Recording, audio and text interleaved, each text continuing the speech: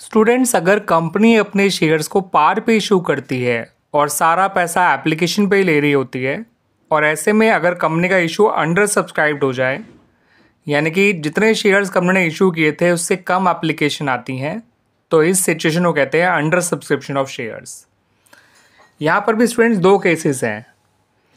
पहला केस ये है कि जब एप्लीकेशन रिसीव जो है वो 90% या फिर 90% से ज़्यादा मगर 100% of the share issued by the company से कम होती हैं, यानी कि जितने शेयर्स कंपनी ने इशू किए थे, नंबर ऑफ एप्लीकेशन रिसीव या तो उसका 90% है या उससे ज़्यादा है, बट हाँ 100% एप्लीकेशन तो नहीं आई हैं, इशू फुली सब्सक्राइब नहीं हुआ है। तो ऐसे में एंट्रीज हमारी नॉर्मल भी बनेंगी। पहली एंट्री बन जाएगी bank account debit to share application and allotment account, और दूसरी एंट्री बन जाएगी share application and allotment account debit to share capital. ठीक है स्टूडेंट्स, फॉर एग्जांपल कंपनी ने इशू किए 5000 शेयर्स, फेस वैल्यू है 10।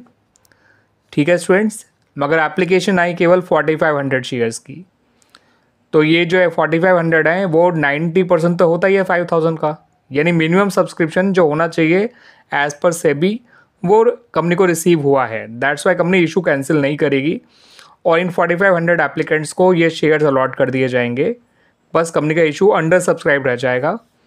तो 4500 इंटू 10 हो गया 45,000 पहली एंट्री, और दूसरी एंट्री जो बनेगी वो विद ₹45,000 बनेगी, जितनी एप्लीकेशन आई है इंटू एप्लीकेशन मनी पर share. Bank account debit to share application and allotment account, और share application account debit to share capital account. लेकिन हाँ, अगर कंपनी के पास 90% से भी कम एप्लीकेशन आती हैं, केस 2 की बात कर रहा हूँ मैं यहाँ पे, तो कंपनी को ऐसे में इशू कैंसिल करना होता है। फॉर एग्जांपल एप्लीकेशन केवल 4000 ही आई होती है, जबकि इशू किए थे कंपनी ने 5000 शेयर्स, तो कंपनी जो है ये इशू कैंसिल करती और जो भी पैसा उससे मिला है उसको रिफ़ंड करना पड़ता। कंपनी अपना इशू जो है कैरी ऑन नहीं कर सकती है। ठीक है, it has to cancel the issue.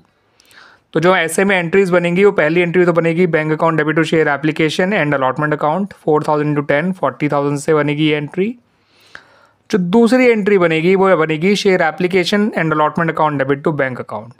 ये पूरा 40,000 रुपीज़ जो है वो रिफंड कर दिया जाएगा बाय द कंपनी, क्योंकि एज़ पर सेबी गाइडलाइंस जो मिनिमम सब्सक्रिप्शन होता है वो कंपनी को नहीं रिसीव हुआ है। तो ऐसे में जो कंपनी को इशू है उसे कैंसिल करना पड़ेगा। पहली एंट्री तो आप पहले जैसे ही बनाएंगे, bank account debit to share application and allotment account, लेकिन जो दूसरी एंट्री है वो पैसा लौटाने की बनाई जाएगी, ना कि पैसे को कैपिटल में ट्रांसफ़र करने की। Share application and allotment account debit to bank account.